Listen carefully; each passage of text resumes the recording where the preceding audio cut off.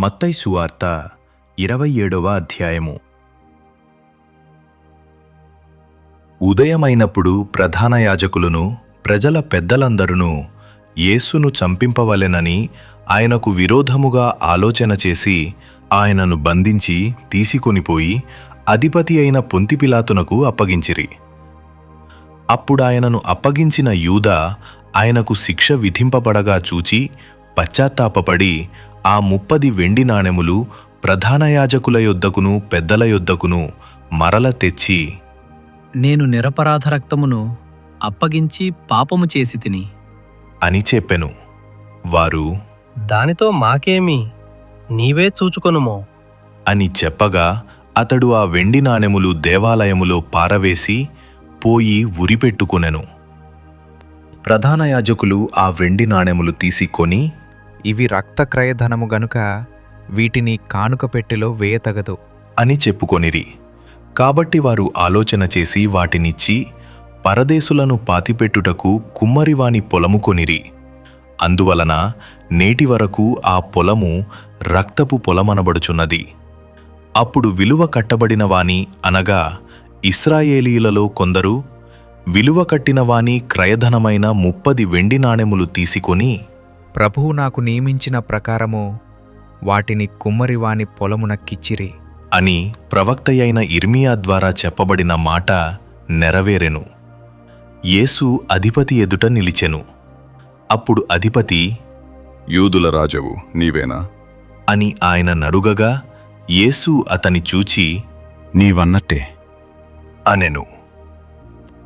ప్రధాన యాజకులను పెద్దలును ఆయన మీద నేరమోపినప్పుడు ఆయన ప్రత్యుత్తరమేమియూ ఇయ్యలేదు. కాబట్టి పిలాతు, నీ మీద వీరెన్ని నేరములు మోపుచున్నారో నీవు వినలేదా అని ఆయనను అడిగెను. అయితే ఆయన ఒక మాటకైనను అతనికి ఉత్తరమియ్యలేదు గనుక అధిపతి మిక్కిలి ఆశ్చర్యపడెను. జనులు కోరుకొనిన యొక్క ఖైదీని పండుగలో విడుదల చేయుట అధిపతికి వాడుక. ఆ కాలమందు బరబ్బా అను ప్రసిద్ధుడైన యొక్క ఖైదీ చెరసాలలో ఉండెను. కాబట్టి జనులు కూడి వచ్చినప్పుడు పిలాతు, నేనెవనిని విడుదల చేయవలెనని మీరు కోరుచున్నారు? బరబ్బనా లేక క్రీస్తనబడిన యేసునా అని వారిని అడిగెను. ఏలయనగా వారు అసూయచేత ఆయనను అప్పగించిరని అతడు ఎరిగియుండెను. అతడు న్యాయపీఠము మీద కూర్చుండియున్నప్పుడు అతని భార్య, నీవు ఆ నీతిమంతుని జోలికి పోవద్దు, ఈ ప్రొద్దు ఆయనను గూర్చి నేను కలలో మిక్కిలి బాధపడితిని అని అతని యొద్దకు వర్తమానము పంపెను. ప్రధాన యాజకులును పెద్దలును బరబ్బను విడిపించుమని అడుగుటకును యేసును సంహరించుటకును జనసమూహములను ప్రేరేపించిరి. అధిపతి, ఈ ఇద్దరిలో నేనెవనిని విడుదల చేయవలెనని మీరు కోరుచున్నారు అని వారి నడుగగా వారు బరబ్బనే అనిరి. అందుకు పిలాతు, అలాగైతే క్రీస్తనబడిన యేసును ఏమి చేతును అని వారి నడుగగా సిలువ వేయుము అని అందరునూ చెప్పిరి. అధిపతి, ఎందుకు ఇతడు ఏ దుష్కార్యము చేసెను అని అడుగగా వారు, సిలువ వేయుము అని మరీ ఎక్కువగా కేకలు వేసిరి. పిలాతు అల్లరి ఎక్కువగుచున్నదేగాని తన వలన ప్రయోజనమేమీయూ లేదని గ్రహించి నీళ్లు తీసుకొని జనసమూహము ఎదుట చేతులు కడుగుకొని, ఈ నీతిమంతుని రక్తమును గూర్చి నేను నిరపరాధిని, మీరే చూచుకొనుడి అని చెప్పెను. అందుకు ప్రజలందరూ, వాని రక్తము మా మీదను మా పిల్లల మీదను ఉండుగాక అనిరి. అప్పుడతడు వారు కోరినట్టు బరబ్బను వారికి విడుదల చేసి యేసును కొరడాలతో కొట్టించి సిలువ వేయనప్పగించెను. అప్పుడు అధిపతి యొక్క సైనికులు యేసును అధికార మందిరములోనికి తీసుకొనిపోయి ఆయన యొద్ద సైనికులనందర్నీ సమకూర్చిరి. వారు ఆయన వస్త్రములు తీసివేసి ఆయనకు ఎర్రని అంగీ తొడిగించి ముండ్ల కిరీటమును అల్లి ఆయన తలకు పెట్టి ఒక రెల్లు ఆయన కుడిచేతిలోనుంచి ఆయన ఎదుట మోకాళ్ళూని, యూదుల రాజా, నీకు శుభము అని ఆయనను అపహసించి ఆయన మీద ఉమ్మివేసి ఆ రెల్లును తీసుకొని దానితో ఆయనను తలమీద కొట్టిరి. ఆయనను అపహసించిన తరువాత ఆయన మీదనున్న ఆ అంగీని తీసివేసి ఆయన వస్త్రము ఆయనకు తొడిగించి సిలువ వేయుటకు ఆయనను తీసుకొనిపోయిరి. వారు వెళ్ళుచుండగా కురేనీయుడైన సీమోనను ఒకడు కనబడగా ఆయన సిలువ మోయుటకు అతనిని బలవంతము చేసిరి. వారు కపాలస్థలమను అర్ధమిచ్చు గొల్గొతా అనబడిన చోటికి వచ్చి చేదు కలిపిన ద్రాక్షారసమును ఆయనకు త్రాగనిచ్చిరి. గాని ఆయన దానిని రుచిచూచి త్రాగనొల్లకపోయెను. వారు ఆయనను సిలువ వేసిన పిమ్మట చీట్లు వేసి ఆయన వస్త్రములు పంచుకొనిరి. అంతట వారక్కడ కూర్చుండి ఆయనకు కావలియుండిరి. ఇతడు యూదుల రాజైన యేసు అని ఆయన మీద మోపబడిన నేరము వ్రాసి ఆయన తలకు పైగా ఉంచిరి. మరియు కుడివైపున ఒకడును ఎడమవైపున ఒకడును ఇద్దరు బందిపోటు దొంగలు ఆయనతో కూడా సిలువ వేయబడిరి. ఆ మార్గమున వెళ్ళుచుండిన వారు తలలూచుచూ, దేవాలయమును పడగొట్టి 3 దినములలో కట్టువాడా, నిన్ను నీవే రక్షించుకొనుము. నీవు దేవుని కుమారుడవైతే సిలువ మీద నుండి దిగుము అని చెప్పుచూ ఆయనను దూషించిరి. అలాగే శాస్త్రులును పెద్దలును ప్రధాన యాజకులును కూడా ఆయనను అపహసించుచూ, వీడు ఇతరులను రక్షించెను, తన్ను తానే రక్షించుకొనలేడు. ఇశ్రాయేలు రాజుగదా, ఇప్పుడు సిలువ మీద నుండి దిగిన ఎడల వాని నమ్ముదుము.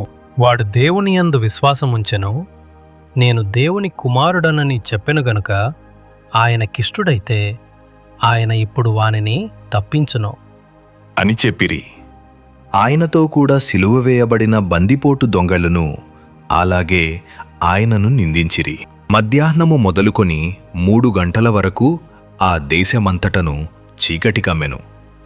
ఇంచుమించు 3 గంటలప్పుడు యేసు, ఏలీ ఏలీ లామా సబక్తా అని బిగ్గరగా కేకవేశెను. ఆ మాటకు నా దేవా నా దేవా నన్నెందుకు చెయ్యి విడిచితివని అర్థము. అక్కడ నిలిచియున్న వారిలో కొందరా మాట విని ఇతడు ఏలీయాను పిల్చుచున్నాడనిరి.